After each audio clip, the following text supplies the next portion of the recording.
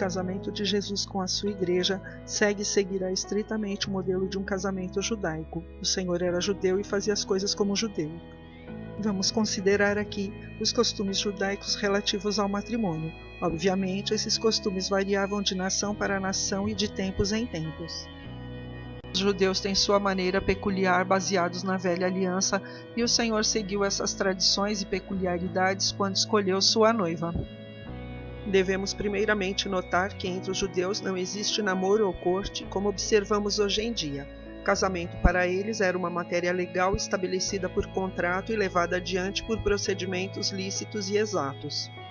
O noivado de Jesus com sua igreja ocorreu em sua primeira vinda à Terra há cerca de 2000 anos atrás nos mesmos moldes de um noivado judaico.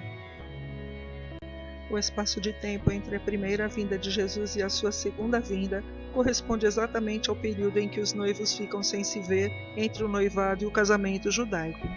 Desta forma, as Escrituras nos revelam claramente que o arrebatamento é um dos diversos eventos que compõem a sequência de eventos desde o noivado até o casamento entre o Senhor e sua amada.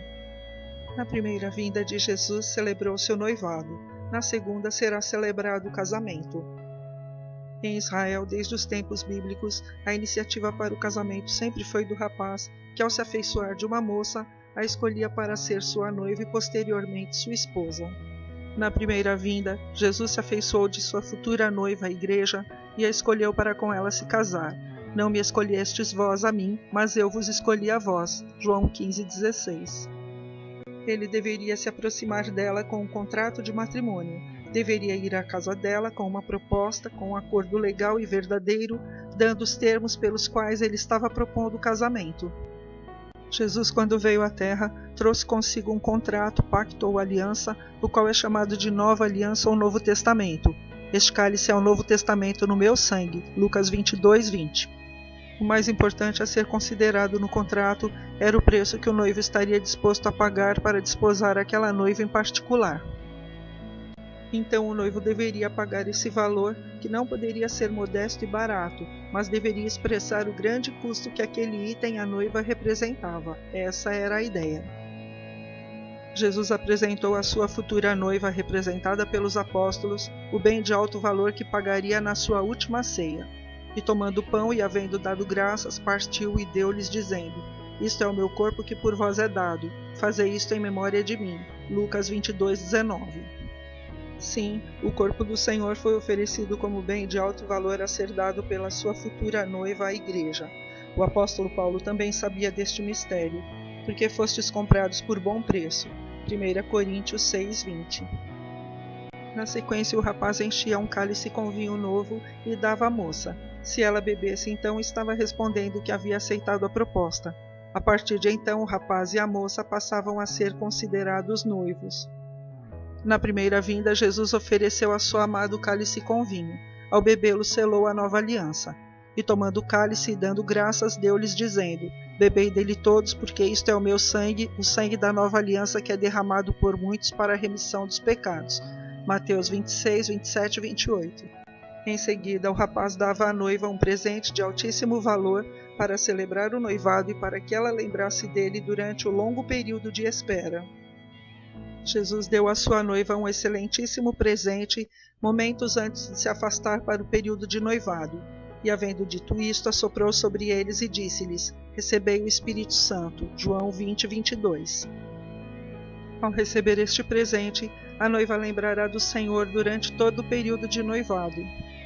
Encerrada essa etapa, o noivo deveria partir. Antes fazia um breve discurso dizendo: Eu vou preparar lugar para você. Em seguida, retornar à casa de seu pai. Aconteceu que, enquanto os abençoava, ia se retirando deles, sendo elevado para o céu. Lucas 24:51. E quando dizia isto, vendo-o eles, foi elevado às alturas, e uma nuvem o recebeu, ocultando-o a seus olhos. E estando com os olhos fitos no céu, enquanto ele subia, eis que junto dele se puseram 2 homens vestidos de branco, os quais lhes disseram: Homens galileus, por que estáis olhando para o céu? Esse Jesus que dentre vós foi recebido em cima no céu há de vir, assim como para o céu o viste subir. Atos 1, 9 a 11. De volta à casa do pai, ele deveria construir para ela uma câmara de núpcias, uma pequena suíte na qual eles teriam sua futura lua de mel.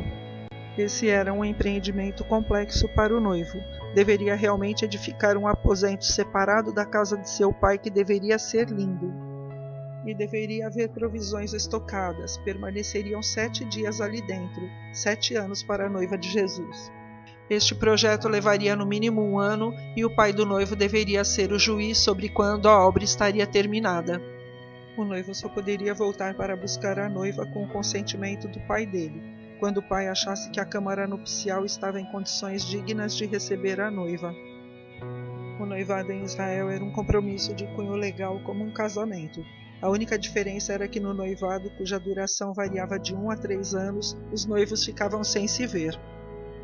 Nesse período, cada um se dedicava à preparação com vistas ao futuro casamento. Após a despedida do noivo, a noiva participa da cerimônia da mikveh, batismo, ocasião em que toma um banho purificador. Nenhuma noiva poderia se casar sem participar desta cerimônia, porque na verdade João batizou com água, mas vós sereis batizados com o Espírito Santo não muito depois desses dias. Atos 1:5. Não se tratava do batismo de João com água, pois este ocorreu enquanto o noivo ainda estava com a noiva em sua primeira vinda. E cumprindo-se o dia de Pentecostes, estavam todos concordemente no mesmo lugar, e de repente veio do céu um som, como de um vento veemente e impetuoso, e encheu toda a casa em que estavam assentados. E foram vistas por eles línguas repartidas, como que de fogo, as quais pousaram sobre cada um deles, e todos foram cheios do Espírito Santo e começaram a falar noutras línguas, conforme o Espírito Santo lhes concedia que falassem. Atos 2, de 1 a 4. O noivo Jesus revelou que quanto ao momento de sua volta para buscar a noiva, somente seu Pai sabe. Mas daquele dia e hora ninguém sabe, nem os anjos que estão no céu, nem o Filho, senão o Pai. Marcos 13:32. Tudo nos perfeitos moldes de um noivado judaico. Durante esse longo período, ela deveria ser conhecida como consagrada, separada e comprada por preço. Era verdadeiramente uma senhora à espera, mas não havia dúvida sobre o retorno do noivo. Deveria usar um véu sempre que saísse de casa, a fim de que outros jovens soubessem que ela estava comprometida e assim não se aproximariam dela com outra oferta de casamento. Hoje a noiva de Cristo deve se apresentar com um véu, um posicionamento. Aqueles que não compreendem nossa aliança com o Senhor tentarão nos oferecer outros contratos que violariam aquele que fizemos com o nosso noivo. Ela deve resistir e aguardar por aquele que pagou o preço por ela. Algumas vezes o jovem poderia se ausentar por um período realmente longo, mas ele tinha pago um alto preço por sua noiva e certamente voltaria por sua escolhida com a qual havia celebrado o contrato. Enquanto estava com a noiva, o noivo falava diretamente com ela. No entanto, no tempo do noivado, que começou quando o noivo subiu aos céus, passou a falar com ela através do Espírito Santo, amigo dos dois. O noivo escreve cartas para sua noiva, como as 7 cartas contidas no Apocalipse, e ao final de cada carta tem o cuidado de recomendar que ouça o que o Espírito Santo diz às igrejas. Apocalipse 2, 7, 11, 17, 29 e 3, 6, 13 e 22. Como era costume dos noivos virem buscá-las no meio da noite, a noiva precisava ter sua lâmpada e pertences sempre prontos. A noiva e suas damas de honra ficavam à espera, mantendo suas lâmpadas acesas e preparadas para a chegada do noivo. O noivo profetizou que, por ocasião de sua volta, sua noiva prudente estaria preparada com as lâmpadas acesas para o encontro com seu amado. Finalmente, a câmara nupcial ficaria pronta e o noivo deveria então convocar seus jovens amigos para acompanhá-lo na jornada em busca da noiva. O grande momento chegou e o noivo está mais que preparado. Ele e seus amigos deveriam entrar pela noite tentando de tudo para fazer a maior surpresa para a noiva. Quando sair a encontrar sua noiva, ele não irá sozinho, pois juntamente com os noivos, de acordo com a tradição, participa como testemunha das bodas um grande e fiel amigo. Na segunda vinda, o noivo, ao encontrar sua noiva nos ares, terá a companhia deste fiel e grande amigo de ambos, o Espírito Santo. E quando eu for e vos preparar lugar, voltarei e vos receberei para mim mesmo, para que onde eu estou estejais vós também. João 14, 3.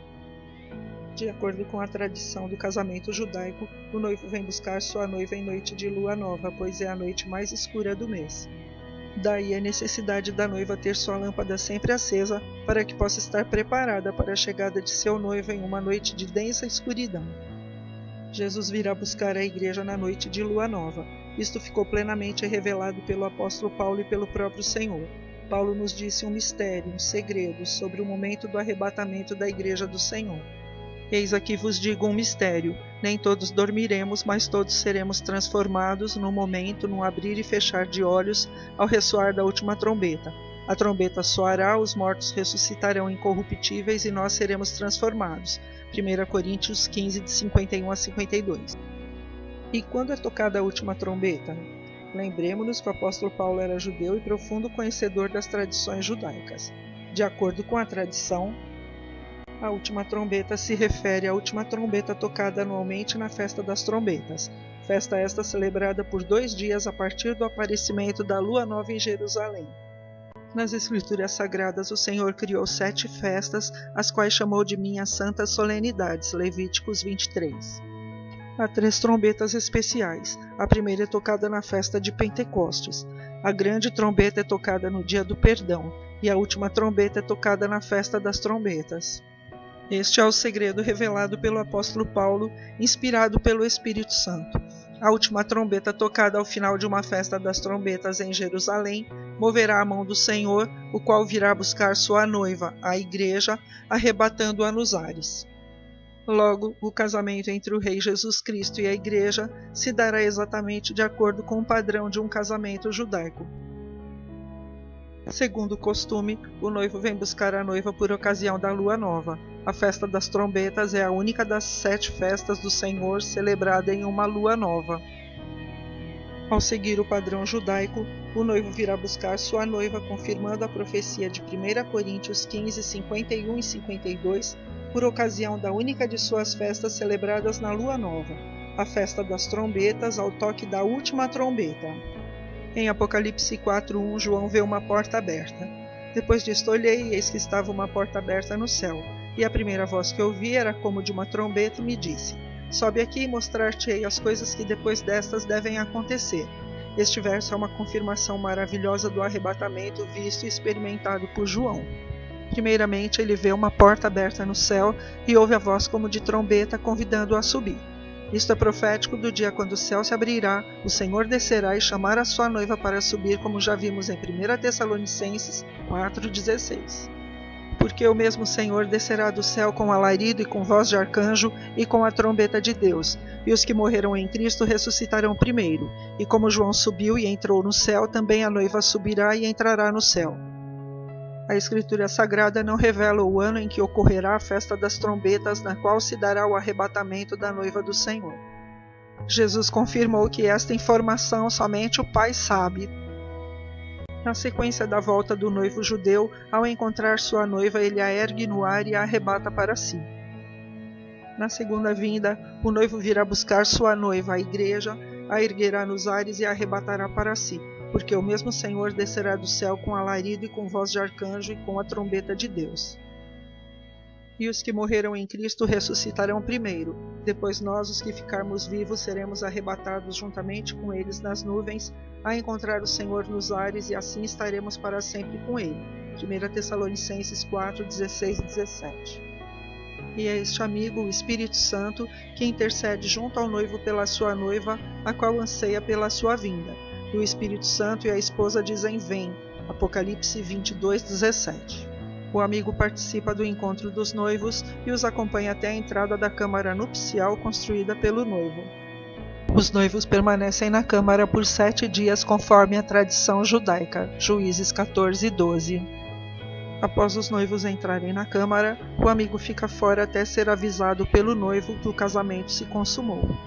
Neste momento, o amigo dá testemunho diante dos convidados que o casamento se consumou e é dado início aos 7 dias de celebração das bodas. O Espírito Santo é o fiel amigo que testemunhará o casamento de Jesus com a igreja. Em Apocalipse 19:10 é claramente dito que o testemunho de Jesus é o espírito de profecia. Este amigo dos noivos, o Espírito Santo, de acordo com o padrão do casamento judaico, terá de ser informado pelo noivo com alguma antecedência sobre qual o dia em que ele irá buscar sua noiva, de acordo com o consentimento que tenha recebido de seu pai. Afinal, este amigo estará presente no momento do arrebatamento para testemunhá-lo. Logo, quando souber sobre o grande dia, ainda que não o revele à noiva com exatidão, certamente indicará a ela, através das Escrituras, que o grande dia estará muito próximo. Não será isto o que tem ocorrido nestes últimos meses? Afinal, o nosso amigo, o Espírito Santo, através das Escrituras, está nos revelando tremendos segredos bíblicos, todos eles apontando para a iminente volta do noivo. No céu transcorrerá uma semana de anos de regozijo entre os noivos, e na terra haverá uma semana de anos de grande tribulação para seus habitantes. Os dois acontecimentos começarão ao mesmo tempo. O arrebatamento dará início tanto às bodas do Cordeiro como à grande tribulação. Daniel 9:27. Terminada a chamada Semana da Noiva, o casal sai da câmara nupcial e então é servida a ceia das bodas. Nesta ocasião, a esposa recebe grande destaque entre os convidados. A ceia das bodas é o ponto máximo da celebração. Ao final dos 7 anos de bodas do Cordeiro, também será servida uma ceia. A esposa se apresentará com vestes resplandecentes de linho fino e puro. Apocalipse 19, 7 e 8. O casamento qualifica a esposa como mulher digna de toda admiração. Seu esposo está muito feliz e a honra muitíssimo. Bem-aventurados aqueles servos, os quais, quando o Senhor vier, achar vigiando. Em verdade vos digo que se cingirá e os fará assentar à mesa, e chegando-se os servirá. Lucas 12:37. Honrar o cônjuge é um ato contínuo. A esposa sabe que seu esposo é o seu Senhor. Por sua vez, o esposo a honrará de tal forma que concederá que venha a assentar-se junto dele em seu trono de glória. Ao que vencer, lhe concederei que se assente comigo no meu trono. Apocalipse 3:21. Eis que eu farei que venham e adorem prostrados a teus pés e saibam que eu te amo. Apocalipse 3:9. Eis que venho sem demora. Guarda o que tens para que ninguém tome a tua coroa. Apocalipse 3:11.